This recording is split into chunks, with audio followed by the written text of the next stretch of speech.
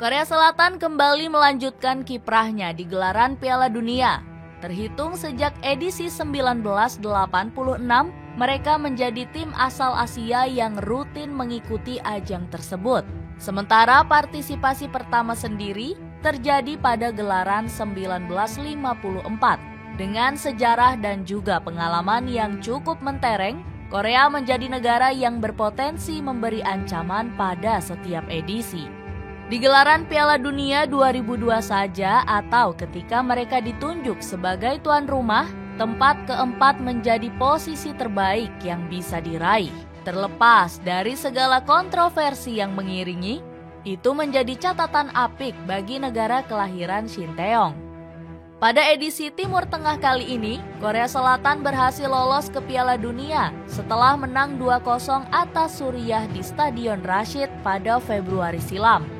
Korsel jadi negara ke-14 yang melangkah ke putaran final Piala Dunia 2022 di luar Qatar sebagai tuan rumah. Kemenangan atas Suriah itu membuat Daegu Warriors sebagai wakil kedua dari Asia yang melaju ke Piala Dunia tahun ini setelah Iran. Komposisi pemain Korsel.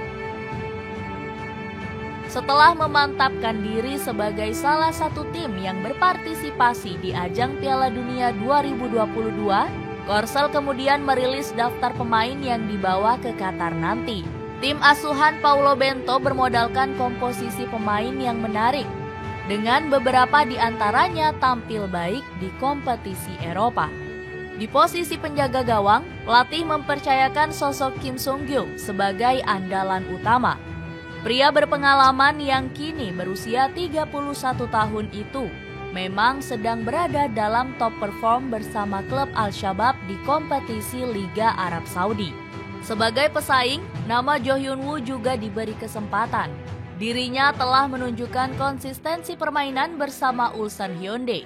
Sementara opsi lain ada nama Song Beom-keun yang tampil mengesankan di tim U23 Korsel. Nama lain yang juga dibawa adalah Kim Dong-jun. Maju ke posisi pertahanan, pelatih berencana menggunakan skema 4 back. Kim Yong-won yang telah mengoleksi 100 caps dilaporkan bakal memimpin rekan-rekannya di lini belakang. Sementara itu, nama Kim Min-jae yang tengah on fire bersama Napoli akan diplot sebagai pendamping. Di posisi sebelah kiri, Kim Jin-soo akan mendapat kesempatan dengan nama veteran Chul Hong dari Daegu FC diplot sebagai pelapis. Dari sisi berseberangan, Paulo Bento mempercayakannya pada nama Kim Won-hwan dan Kim Tae-hwan. Kedua pemain tersebut memang tengah berada dalam kondisi terbaik di kompetisi K-League. Sementara itu, lini tengah Korsel dihuni oleh pemain-pemain berpengalaman dan juga muda. Hwang In-bum yang tampil bersama Olympiakos tentu akan diplot sebagai poros permainan.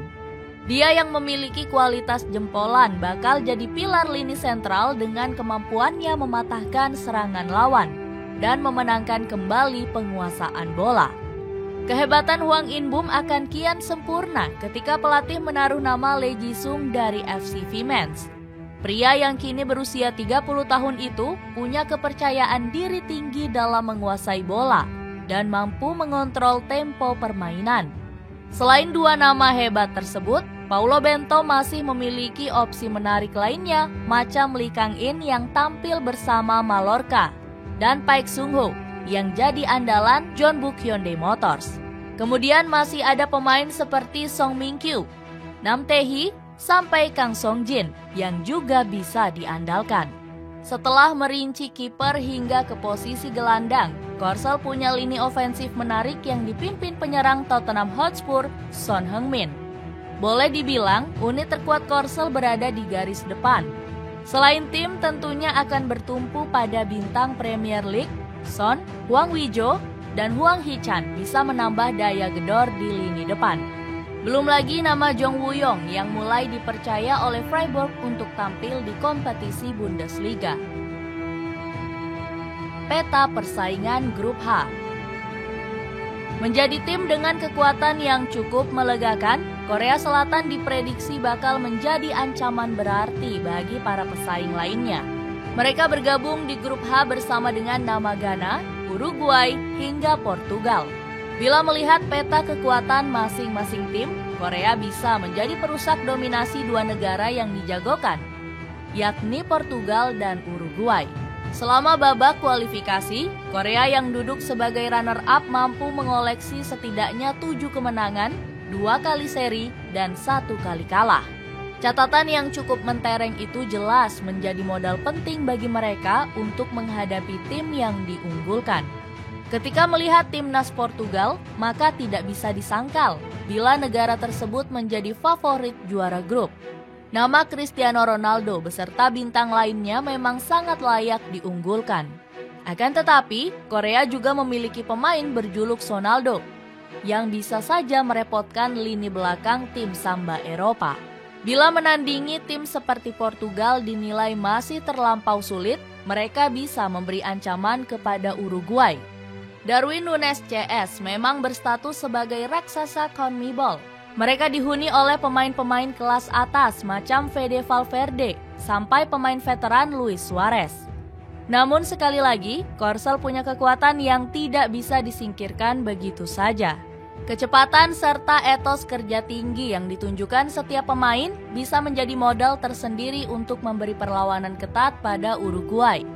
Korsel bisa berkaca pada gelaran 4 tahun silam ketika tim sekelas Jerman bisa mereka taklukkan.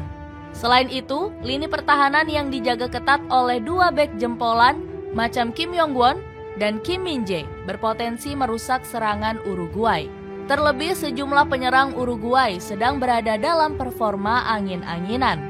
Dari sudut lain, Ghana turut datang memberi ancaman. Sama seperti Korsel, tim yang terkenal dengan tenaga kudanya itu siap memberi perlawanan bagi para tim unggulan.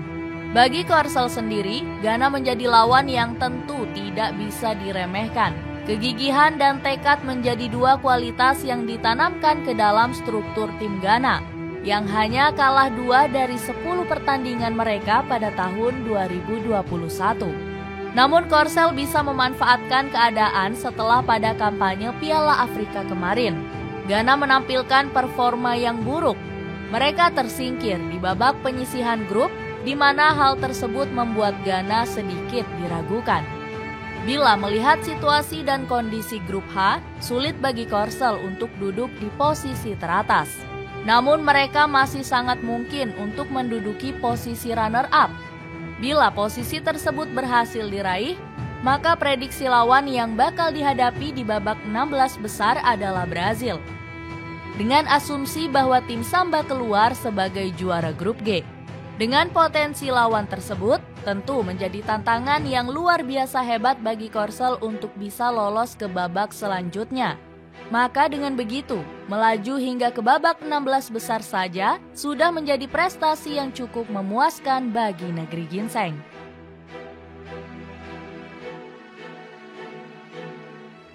Prediksi Shin Tae-yong. Turut mengomentari persiapan Korsel di ajang Piala Dunia 2022, Shin Tae-yong bicara mengenai peluang negara asalnya itu. Menurutnya, peluang negeri ginseng melaju ke fase gugur cukup sulit, kendati masih ada peluang. Menurut pelatih timnas Indonesia, Portugal dan Uruguay dinilai paling berpeluang melangkah ke fase selanjutnya. Hal itu tidak lepas dari fakta bahwa kedua negara tersebut memiliki banyak nama pemain yang tampil di liga-liga top Eropa. Korea Selatan dan Ghana disebut Shin Tae-yong akan bersaing untuk mematahkan dominasi 2 negara itu yang di atas kertas punya skuad lebih mumpuni. Langkah Korea ke babak 16 besar tidaklah optimis. Ada banyak pemain yang tampil di panggung Eropa di skuad Uruguay dan Portugal. Kata Shin Tae-yong dilansir dari media Korea Selatan Hankuk Ilbo pada 8 November kemarin. Namun begitu, pria berusia 52 tahun tersebut tetap berharap Korsel bisa melangkah lebih jauh. Meski memang dibutuhkan kerja yang sangat ekstra untuk memenuhi itu semua.